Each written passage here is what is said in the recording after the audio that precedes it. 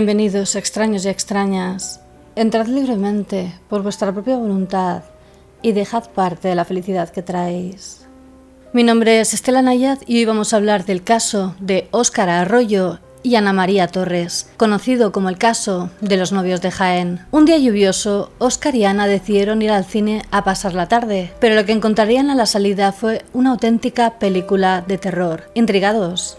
Acompañadme en esta misteriosa historia. Pero antes no olvidéis suscribiros a mi canal para ver más vídeos como este. Dadle a la campanita de notificaciones para que os avise cuando subo un nuevo vídeo. Y seguidme en mis redes sociales.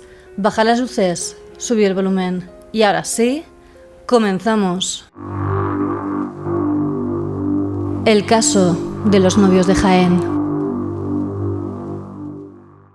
Antes de empezar, me gustaría anunciar que por fin tenemos una colección de merchandising del canal. Hay tazas, camisetas, sudaderas, libretas, crop tops. Os dejo el link en la descripción y debajo del vídeo seguramente ya podréis ver algunos de los artículos de la tienda, así que pinchando en ellos podéis acceder directamente a la tienda. Pero volvamos a la historia. En Jaén, algunos aún recuerdan el 7 de junio de 1992 como un día lluvioso. Para Óscar Arroyo y Ana María Torres, el mal clima les brindó la oportunidad perfecta para ir al cine. Ellos eran una de las tantas parejas que en ese tiempo vivían su amor sin mayores contratiempos que aquellos que les brindaba la vida diaria. Al salir de la sala del cine, como suelen hacer las parejas de novios de Jaén, se dirigieron en su coche hasta un lugar llamado Camino de las Cuevas, un paraje cercano al núcleo urbano de la capital. Aquel sitio era conocido por los jóvenes como un lugar discreto donde podrían consumar su amor sin la intromisión de nadie y con la clara certeza de que estarían a salvo de cualquier mal. Sin embargo, la noche del 7 de junio, el mal los encontró de lleno. A la mañana siguiente, un pastor local halló una de las escenas más crueles de las que se tienen registro en la ciudad de Jaén. La historia de Óscar y Ana se conocería con el tiempo como el crimen de los novios de Jaén y sus particularidades siguen sorprendiendo y aterrando a cualquiera que los conoce. Pero empecemos por el principio. El último día de sus vidas, los novios de Jaén se encontraron justo antes de entrar a una sala del cine. La jornada no había sido todo lo buena que esperaban. Una corta pero intensa precipitación los hizo buscar refugio en uno de los teatros de la localidad, aunque sus planes se encaminaban por otras sendas. Óscar Arroyo, de 21 años, y Ana María Torres, de 19, desconocían muchas cosas ese 7 de junio de 1992. Ignoraban que Jaén, la ciudad que los vio nacer y en la que vivieron los pocos años de sus vidas, es una de las regiones españolas con mayor cantidad de crímenes sin resolver. Para ellos, esa ciudad, esas largas y empinadas calles, los bellos olivos que circundan el terreno y las altas montañas coronadas por el castillo de Santa Catalina eran su hogar, el lugar donde un día fueron felices, donde se sentían más seguros. Al salir del cine decidieron poner rumbo a Camino de las Cuevas en el Renault Clio de Óscar. Para ambos, aquella era una de las tantas veces que acudían a ese lugar, donde otras parejas se encontraban para, entre otras cosas, dar rienda suelta a su amor. Al ser un paraje solitario, los novios creyeron que tendrían toda la intimidad que necesitaban, pero de nuevo su desconocimiento se hizo patente. No supieron hasta que fue demasiado tarde que, en medio de las tinieblas, alguien los estaba acechando. Sin saber muy bien cómo o de dónde salió, una sombra se abalanzó sobre ellos. Hasta el último momento, ni Óscar ni Ana supieron o se imaginaron siquiera que ese era el último día de sus vidas. Cuando el sol asomó por el horizonte, las familias de los jóvenes se mostraron preocupados por su ausencia. Sin embargo, era justo pensar que la pareja había decidido pasar la noche juntos y que con el transcurrir del día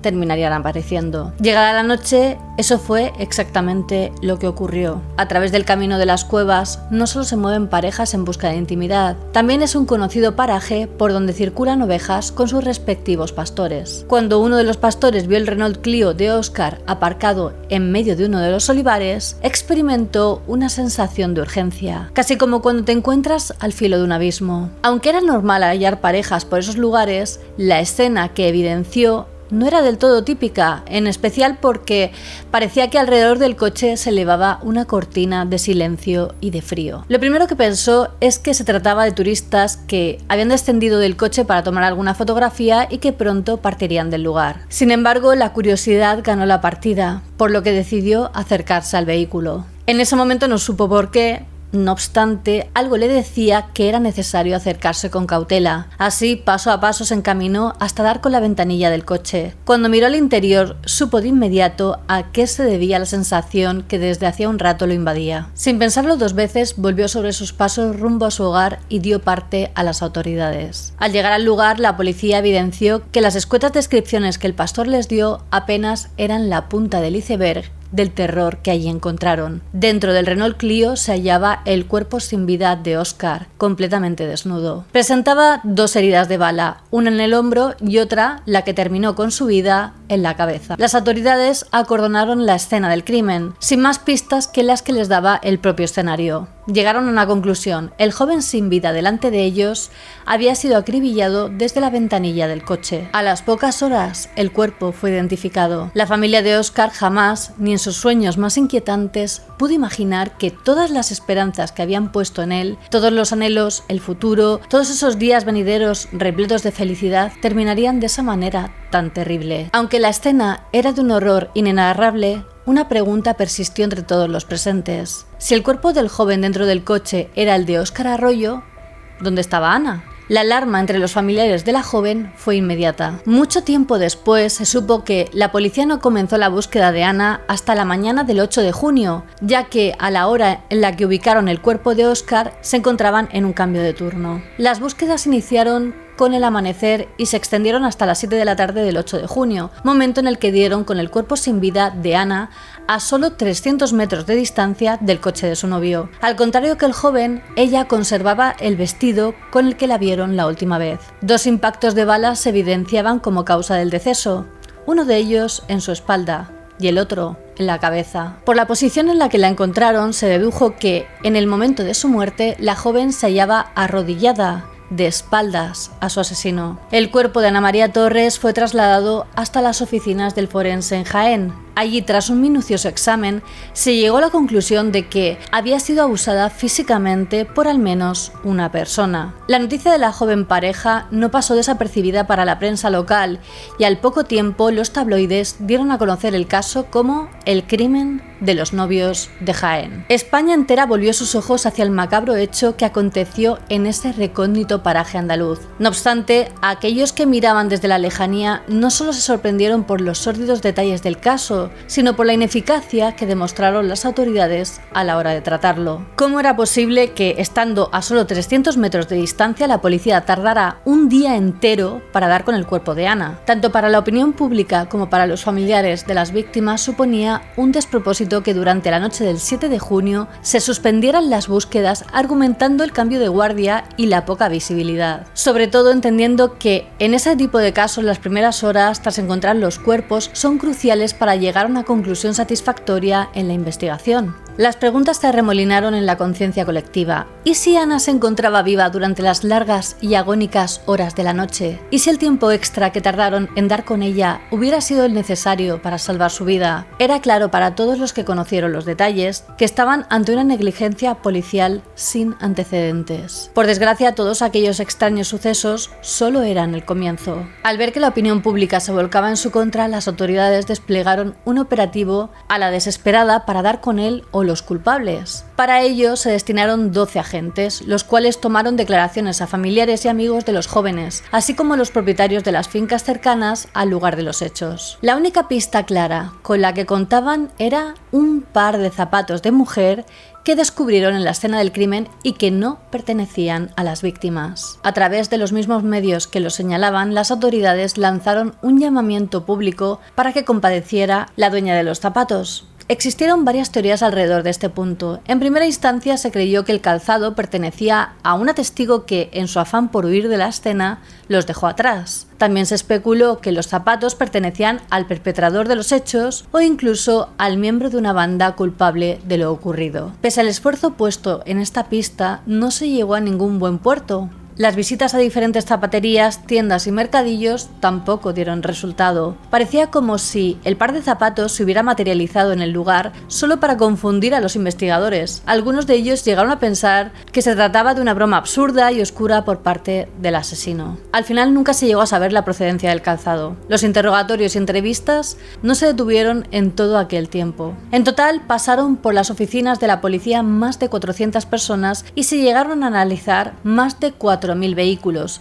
ya que en la escena del crimen se encontraron huellas de hasta 5.000 automóviles. Pese a las miles de pistas que se siguieron, ninguna de ellas llevó a la investigación por un buen camino. Parecía que todo lo relacionado con el caso de Óscar y Ana se encontraba sumergido en el más profundo misterio. De repente, los habitantes de Jaén se dieron cuenta de que en la ciudad de su vida, en los parajes por donde siempre pasaron, por esas calles en las que fueron felices, era más sencillo de lo que pensaban cometer un crimen en apariencia perfecto. Todo lo que se supo es que los disparos fueron efectuados con una escopeta de cañones recortados, de la que tampoco aparecieron ni cartuchos ni la propia arma homicida. Además, las huellas que tomaron del coche de Óscar fueron registradas de mala manera, obteniendo únicamente huellas parciales. Las pruebas de ADN extraídas de la parte íntima de Ana se enviaron a la ciudad de Sevilla para ser analizadas. Sin embargo, cometieron el error de no utilizar conservantes, por lo que tras 15 días desde la recogida, las muestras se encontraban corrompidas. También se mandaron muestras de ropa que contenía ADN que no pertenecía ni a Óscar ni a Ana a la Facultad de Medicina Legal de la Universidad de Granada. En estas muestras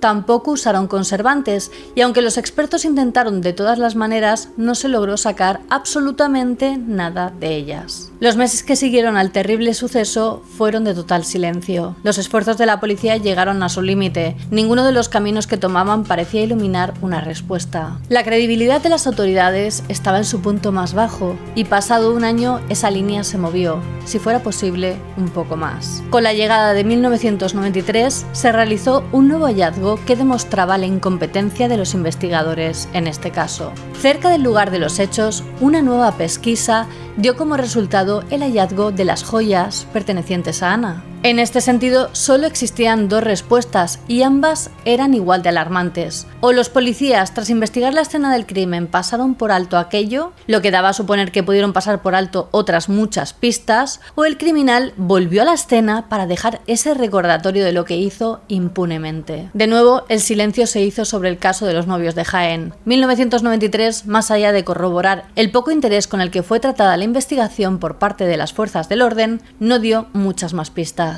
La pareja no contaba con ningún enemigo conocido, solo eran dos jóvenes normales que vivían sus vidas sin molestar a nadie, así que todos los caminos se cerraron y en 1994 el caso se archivó al no hallar más pruebas. Durante aquel año, el padre de Óscar fue el encargado de traer de nuevo el caso de su hijo a palestra. Un día, recibió una llamada desde el parking de la comisaría de Jaén para que recogiera el coche de su hijo. El vehículo donde el joven fue acribillado llevaba en ese lugar desde el día en el que lo encontraron. El objetivo de las autoridades era que desalojara el parking y vendiera el coche. Sin embargo, después de reclamarlo, el hombre se presentó en la comisaría con una pulsera perteneciente a Ana que había estado bajo el asiento todo el tiempo, dejando en ridículo la inspección ocular que se hizo del coche. Tras esto, el silencio una vez más volvió al caso de los novios de Jaén, hasta que en 1995 un nuevo testigo dio un soplo de esperanza a los familiares de las víctimas. Benito Collado era por entonces un mendigo que usualmente se movía por los lares del Camino de las Cuevas.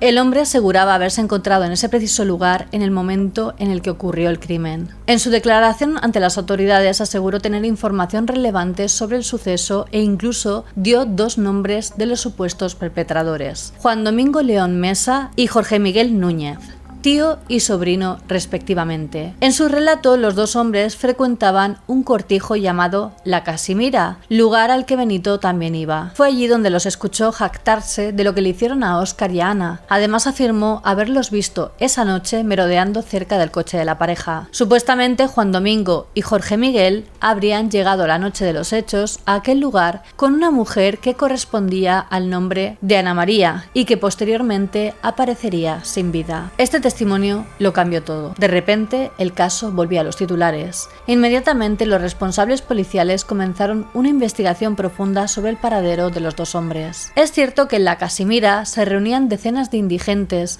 y por eso resultaba curioso que Benito conociera el nombre y apellido exacto de los delincuentes. Al poco tiempo se realizó la detención de ambos hombres en el mismo cortijo en el que se hospedaban. En un ambiente lleno de tensión y crispación, el fiscal solicitaba 96 años de prisión para cada uno de los acusados. Sin embargo, en el transcurso de la vista oral se pusieron de manifiesto las muchas deficiencias que se habían dado a lo largo de la investigación. La primera y más trascendental fue la prueba de ADN que reveló una elevada coincidencia genética entre Jorge Miguel Núñez y dos cabellos encontrados en las ropas de Ana María Torres. No obstante, para asombro de propios y extraños, el resultado de las pruebas biológicas realizadas en la Cátedra de Medicina Legal de Granada se traspapelaría y llegaría al juzgado con una demora inaceptable. De igual manera, cuando el magistrado instructor pidió a la policía la serie de fotografías tomadas en la escena del crimen, estos respondieron que la cámara que llevaban no tenía carrete y por lo tanto no disponían de ninguna imagen. Las huellas dactilares tomadas por la policía científica tampoco presentaban una fiabilidad técnica suficiente como para ser consideradas pruebas y fueron desestimadas.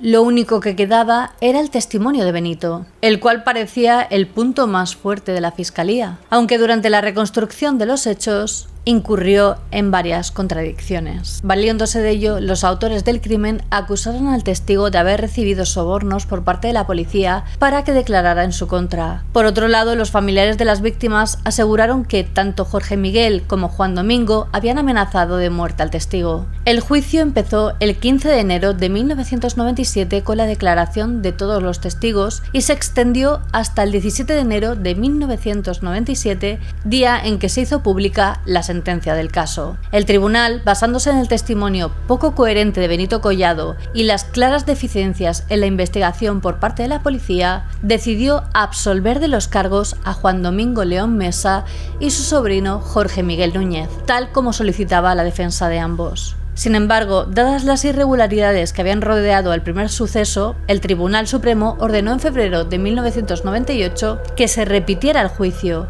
repetición que tendría lugar en el mes de julio de 1999. En la nueva vista oral se admitieron a trámite nuevas pruebas, entre ellas unas grabaciones efectuadas en la cárcel a los acusados, en las que supuestamente se escuchaban alusiones al crimen perpetrado en 1992 contra Óscar y Ana. En ellas supuestamente se escucha a Juan Domingo León decir: «Tenemos que ir a por esas armas, las que tú sabes». O «¿Qué te ha hecho esa gente para matarlos?». En esta ocasión, los dos encausados fueron acusados de 2 delitos de homicidio, abuso, rapto y tenencia ilícita de armas. De nuevo, como había ocurrido algunos años atrás, Benito Collado testificó contra los supuestos criminales y de nuevo volvió a incurrir en contradicciones al recordar los hechos. El tribunal consideró su testimonio como poco creíble, a pesar de que afirmara una y otra vez que vio a los implicados la noche del 7 de junio de 1992 armados con un cuchillo y una escopeta, además de haber presenciado cómo tenían retenida a la joven que luego aparecería sin vida. Por otro lado, los magistrados de la Audiencia Provincial de Jaén desestimarían las grabaciones al considerarlas ininteligibles en muchos de sus fragmentos, además de su mala calidad. Todo ello redundaría negativamente a la hora de dictar justicia, pues los dos procesados serían absueltos por falta de pruebas concluyentes. No satisfechos con la decisión de la justicia provincial, las familias de los novios de Jaén recurrirían al Tribunal Supremo, quien ratificaría el fallo de la Audiencia Provincial de Jaén. Con esta decisión de la más alta instancia de la judicatura, se daba por zanjado un caso que terminaría prescribiendo en el año 2012, al cumplirse 20 años de aquel trágico suceso. En el 2005, Juan Domingo León falleció. Siempre defendió públicamente su inocencia. El crimen de los novios de Jaén no solo es aterrador por los terribles hechos que vivieron tanto Óscar como Ana la aciaga noche del 7 de junio de 1992, sino por todo lo que ello conllevó a nivel de investigación criminal. Usualmente creemos que en caso de que nos suceda algo o que le suceda algo a un ser querido, existe toda una estructura policial que nos apoyará y no descansará hasta encontrar a los culpables. Cuando lo impensable ocurrió, cuando el terror se introdujo de lleno en las sencillas vidas de la familia de los novios de Jaén, ellos esperaron que esas promesas de seguridad se hicieran realidad.